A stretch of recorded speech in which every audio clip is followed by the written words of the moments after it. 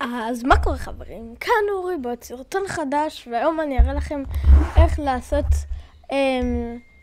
עכבר כזה כמו שלי. אתם רואים את העכבר? היום אני אראה לכם. בקיצר, בואו נתחיל. אז אתם צריכים ללכת לגוגל ולחפש קורסור 4U, משהו כזה. תחפשו, תלכו לקישור הראשון. אחרי זה יש לכם פה מלא אופציות, יש לכם פה גם חיפוש. אני אראה לכם איך לעשות את העכבר שלי, שזה מה שאני עכשיו איתו. אז אתם הולכים לפה,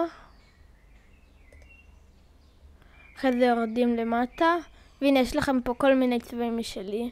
אני בחרתי את הסגול כי זה מה שאני הכי אוהב מפה. לוחצים דאונלוד. אחרי זה שומרים את זה איפה שבא לכם, אני שמרתי את זה בתיקייה שלי. לוחצים פה, הנה יש לכם פה את זה. אחרי זה אתם הולכים לחיפוש ומחפשים mouse settings. תוודאו שאתם כותבים את זה באנגלית, כי אם נגיד עכשיו תכתבו את זה בעברית, הנה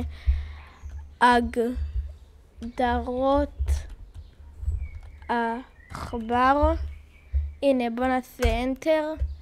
תראו, זה פותח לי את הדבר הזה, אז לא, אתם צריכים לכתוב באנגלית mouse settings. הנה יש לכם, אתם תראו את זה פה, אתם לוחצים, אתם צריכים ללחוץ פה על זה. עכשיו זה יפתח לכם את זה, אתם לוחצים פה, עוברים לפוינטרס, לוחצים browse. אחרי זה אתם מחפשים פה את התיקייה שלכם, הנה התיקייה שלי, לחצתי על זה, open, אוקיי, והנה יש לכם עכבר משלכם. אז יאללה, ביי.